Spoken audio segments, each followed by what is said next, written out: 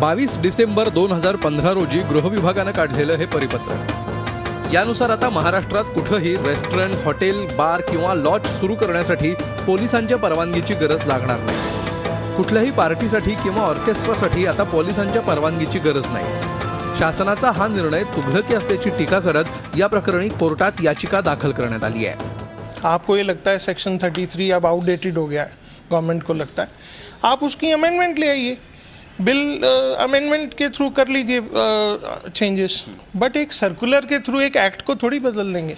Secondly, आप police का control अगर सारा ही हटा दोगे तो फिर चेक लीगैलिटी और इलीगैलिटी में नहीं रह जाएगा। तर पोलीस परवान्याची अट काढल्यामुळे राज्य सरकारचं उत्पन्न वाढेल असा दावा करत हॉटेल व्यावसायिकांनी या निर्णयाचं स्वागत केलं आहे। गेले 15 वर्षापासून आम्ही फॉलोअप करतोय की चुकीचे आमच्यावर अन्याय होतोय। लायसन्स पोलिसांच्या दायरेत आम्हाला आणलेलं आहे, त्यामुळे आम्हाला रेस्टॉरंट ओपन करायचं असेल तर आम्हाला कंपल्सरी पोलीस लायसन्स घ्यावं लागतं। तर त्यांचं सर्वप्रथम आभार मानतो।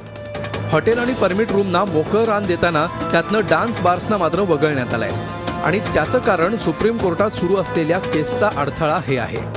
मात्र सरकारच्या या परिपत्रकानंतर वादाला तोंड फुटलंय हे नक्की। बार मालकांना मोकरान देताना कायदा कालबाह्य आणि निरुपयोगी झाल्याचं सरकारनं म्हटलं आहे। मग याच न्यायानं ब्रिटिशांनी तयार केलेले आणि आज सामान्य नागरिकांसाठी अडचणीचे ठरत असलेले कायदे बदलण्याची तत्परता सरकारनं का दाखवली नाही असा प्रश्न उपस्थित केला जातोय। त्यामुळे मुठभर बालमालकांसाठी चुकीच्या पद्धतीनं कायदाच बदलण्याच्या सरकारच्या या निर्णयाकडे संशयानं पाहिलं जात आहे। व्हिडिओ जर्नलिस्ट प्रदीप खेंगरेचा, नितीन पाटणकर, झी मीडिया, पुणे। सरकारच्या या निर्णयाबाबत ज्येष्ठ सामाजिक कार्यकर्ते अनिल अवचट यांनी काय प्रतिक्रिया दिली आहे ते पाहूया। दारूची उपलब्धता वाढणं हा एक फार मोठा संकट निर्माण करण्यासारखं आहे। म्हणजे अगदी दारूबंदी यशस्वी होत नाही, ती होता कामा नये, हा जरी वादासाठी मुद्दा आपण गृहीत धरला तरी दारूची उपलब्धता कमी करणं हे आपण करू शकतो। म्हणजे दारूचं दुकान शाळेपासून लांब, देवळापासून लांब वगैरे वगैरे जे काही कायदे आहेत ना, तसं म्हणजे ते थोडे अंमलात आले असते ना तर दारूच्या उपलब्धतेला आळा बसला असता। पण आता म्हणजे ते सगळं जास्त खुलं करण्यासाठी सरकारचा त्याचा कल दिसतो आहे आणि तो मला घातक वाटतोय। जे असे सहजासहजी उपलब्ध नसलं पाहिजे, जरी परवानगी असली तरी आपण एका दुसऱ्या मार्गाने तिला आळा घालू शकतो, अगदी बंदी जरी नाही केली तरी।